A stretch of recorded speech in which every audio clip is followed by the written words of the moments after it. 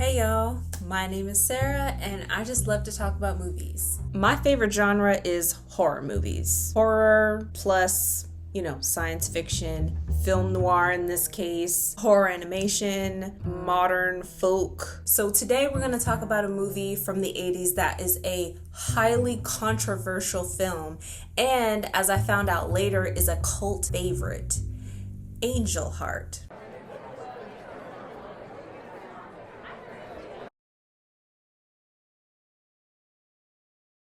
Angel Heart starts out post-war in the 1950s, New York City, and it's at night. It's quiet, past the time where anybody should be up, and we're just an observer moving through the city. You hear dogs barking in the distance, footsteps, rustling noises. And in the next scene, you meet one of our main characters. Harry Angel is a private detective, exposing infidelity and, finding missing persons. And that's exactly why he was hired by Louis Cyphre to locate a missing person. His name is Johnny Favorite. Such a great name. Apparently, Johnny Favorite used Mr. Cyphre's influence to make himself very popular. He was a performer, during the wartime, and an injury sort of disabled him. He was confined to a hospital for a really long time. Mr. Cyphre happened to be in the area and went to visit him and found that he had disappeared. Cash in hand, Harry starts doing his due diligence and researching Johnny Favorite, finding his last known associates. So right away, the plot thickens. He goes to visit the hospital where Johnny Favorite was staying during treatment. He had a really severe injury to the face, so not a lot of people remember Johnny Favorite before and after, definitely not. So it presented an interesting problem, and he finds out that one of the doctors basically make it look as though Johnny Favorite was still at the hospital during this whole time. Harry leaves and he's on the search for that doctor. Now, it's been a few years and that doctor's retired, so he locates him at home and gets a little bit more information out of him. Finds out that Johnny Favorite has contacts in the South, in Louisiana, and puts him on the road to locating some of his old bandmates who he used to perform with. So Harry leaves with the promise of returning. He comes back. The man is dead. Books it out of there and decides that he no longer wants to be a part of this at all, and goes back to Mr. Cyphre, says, I don't want to be involved, I don't like the vibes here, essentially. Tells him that one of the men that he interviewed is dead, and he doesn't think that it's a coincidence. So he's ready to leave until Mr. Cyphre offers to add a few more zeros to his bill. So Harry is back on the case. He contacts a friend of his that works for the New York Times and who's a researcher, and she gives him a bit more information about an ex-girlfriend and a former bandmate. Then Harry makes his way to New Jersey, speaks to a couple of people there who may have known an associate, and then makes his way down south to Louisiana. While there, he gets in touch with Johnny Favorite's ex-love's daughter. Apparently, during the time where Johnny Favorite was healing from his injuries, his longtime lost love, Evangeline, died, but that she has a daughter, and then continues on to contact Johnny Favorite's old bandmate and his ex-girlfriend. So the ex-girlfriend, Margaret Krusemark, is actually a sort of fortune teller. So he goes to visit her on the pretense of having his fortune told, his palm read, tea leaves. And while he's visiting her, he sort of pokes around about her personal life and finally just gives up the act and tells her that he's looking for Johnny Favorite. She's not very helpful and sends him on his way. His next visit goes a little worse, being thrown out of a bar. While he decides on his next move, he's just sort of shadowing these people, seeing who they get into contact with after he has reached out to them. So Harry continues to dig and continues to interview last known associates, including Margaret's father, who gives him even more information about Johnny Favorite. The more that Harry investigates this guy, the more disturbing things he learns about his past, being involved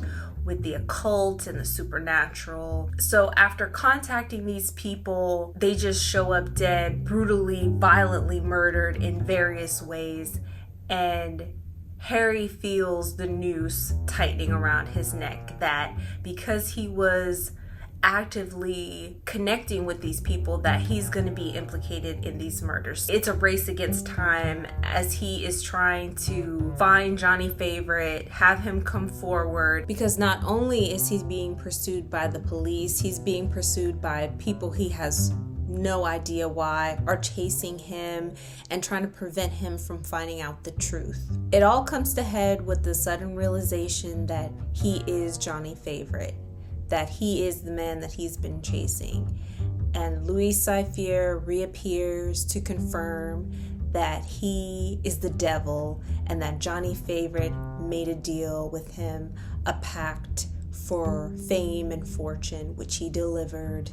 And while he was injured, and because of that injury developed amnesia, that still doesn't negate their bargain, believes that Epiphany is in danger, and goes back to his hotel room to find her, and she's there dead. And with that realization comes all of these memories that he's somehow been hiding, even from himself, memories of murdering all of his previous associates, the doctor, Margaret Kruzmark, her father, everyone who may have recognized him for who he was. The police burst in behind him, they've been following very closely, and tell him that he is going to be punished for what he has done, and he agrees. In the next scene, you see an elevator door opening, you can hear the gears turning, and then it fades to black, and that's how the movie ends. I did a quick synopsis because there's a lot going on in this movie. It's so much more layered and nuanced than that, but essentially it is a like a cat and mouse thriller film where there's a race against time. This is one of those films where you could tell that the writers, the producers, the actors were taking big risks. This movie came out in 1987, and there are some themes that are quite unsavory, even by today's standards. The main cast is very small, but there are tons of minor characters in this film. It's filmed outside on the city streets. There are people everywhere. We're inside a church, in different rooms inside the church. We're in an apartment building, different apartments. You know, we're seeing different parts of the city and diners and bars. And, you know, we're going to New Jersey, we're going to Coney Island, we're seeing the Ferris wheel, the beach is there, the water's there. So we're outside, we're inside. Being outside, dust, kicking up dust everywhere. So there are a lot of like organic, natural details in the film that really fill out the world that they're building, which is a very full world, because we start out in New York City. It's cold, everybody's got these like long coats on, there's snow on the ground in certain places that he travels to. Then we're going down to the south where everybody is sweating, got those pit stains. The style, how the style is changing between New York and the South, and all of these details that make the characters feel very natural. Harry Angel's character is quite complicated. Like, he's well liked. People like him. He's respectful of women and the elderly, but also at the same time, him having not a phobia exactly, but he acts weird around chickens, which is odd and weird and not something that you expect from his character. He's also a bit of a coward. Yes, he served in the military and he has these sorts of experiences, carries a gun, but he is non-confrontational as a person. He will run. He is not I'm gonna stand and fight. That, I think, is what makes his character so interesting. You know, Mickey Rourke playing his character, I thought he did a wonderful job. You know, not try to ham it up and play, you know, with a super heavy New York accent or anything like that. Not trying to add too much to his character or too much to his past, but just enough so that he appears to be a whole person. There's a psychological element to the story because Harry was also in the war, so he has these moments where you can see that he's thinking of the past. He's not in the present moment. And then in the next scene, he's like mid-task. So he's like mid walking down the street or mid recording something for Mr. Cyphre, or he's getting ready to do something. So his character, by doing that, they make sure that his character is not stagnant, that he's not just sitting still somewhere until the next scene where he just like suddenly makes a connection. It doesn't work like that. Louis Cyphre's character, for example, you know, Robert De Niro playing Louis Cyphre was so creepy and disturbing. Having him meet with his lawyer present, using a cane. You know, there's a lot of focus on like footsteps and feet moving and hands. And, you know, he's got those like acrylics. He knows that you're bothered by the acrylics, but he, you know, handles things so carefully and gently, and you're always coming back to them. And Charlotte Rampling was just being Charlotte Rampling.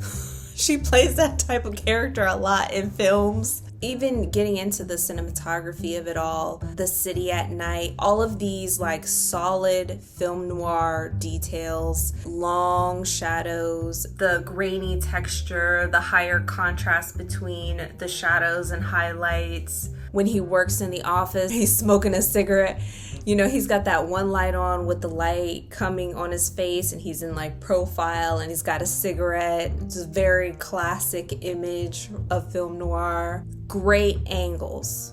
Such great angles throughout the entire film, looking down so that you're not just seeing it all landscape. You're not just watching the film kind of just happen. So sometimes we're a little bit further away so you get more context and can really see more about like when he's walking through the neighborhood. We don't need to be right here. So we're kind of backing away so that you can see the cars on the street. You can see other people walking by. You can see the fronts of the buildings. And then there are moments where he's very deep in thought and we're really close to his face. There's always something interesting about the character that you were not expecting. Like Epiphany's character, I did not expect her to look for Harry. I expected her to just like ignore him. There's some nudity for the sake of nudity, and there's some violence for the sake of violence, but the story itself is so interesting and layered that you want to keep watching. You want to find out how the story ends. You want to find out what happened. What happened to Harry Angel? What happened to Johnny Favorite? And you know what? You don't get it. And that's kind of what I love. There are these flashbacks to a room and the sound of someone's heartbeat and this long stairwell and this, what we would call an antique elevator, like the doors opening, the doors closing, the elevator starting up, the spiraling staircase. It's like, it's a way of emphasizing being trapped in the same place.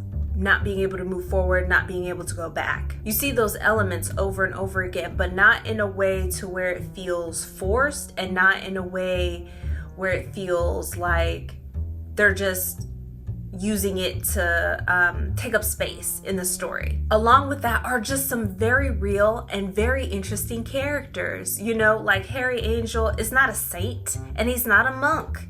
He is a sad, disturbed individual who also, you know, is respectful of women and respectful of the elderly and seems to have no prejudices. And considering this is like 1950s and he's traveling to the South, that sets his character apart right away. You know, you're meeting this old man who's been, you know, doing these acts for decades now. Evangeline Proudfoot, who is, you know, young and vibrant. His ex-girlfriend, played by Charlotte Rampling, as like this icy, proper appearing lady who tells fortunes and, you know, reads tea leaves. None of the characters in the film are stereotypical in that way. There's always layers and always something of interest to them, which I was really surprised by and made me want to watch it again. I highly recommend it. I see why it's a cult favorite, and I would give Angel Heart, I would give it a 4 out of 5. I'm not gonna say it's the perfect film. Just so many parts in the movie that I knew were not for the benefit of the audience, that were for the benefit of the characters and the story. Like not showing us that scene, not showing us what's on the other side of that red,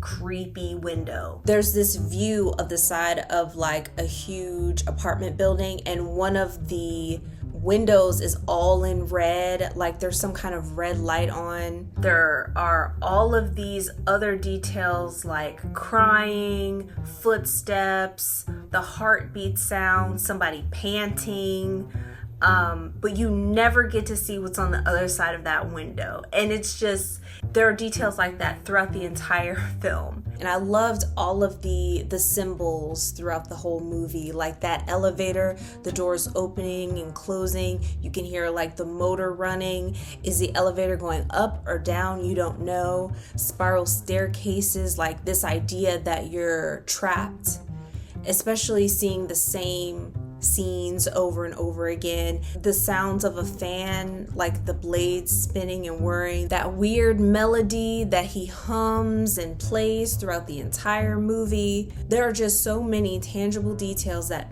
make this movie so different from others that I've seen in either like the film noir category or the supernatural thriller category or the film noir supernatural thriller category, that I added this to my digital collection. It is a violent, it is a disturbing film. There are some taboo themes, but yeah, I don't want y'all to say that I didn't, you know, give you a little warning beforehand. Let me know if you guys have seen the film. I'd love to talk more about it.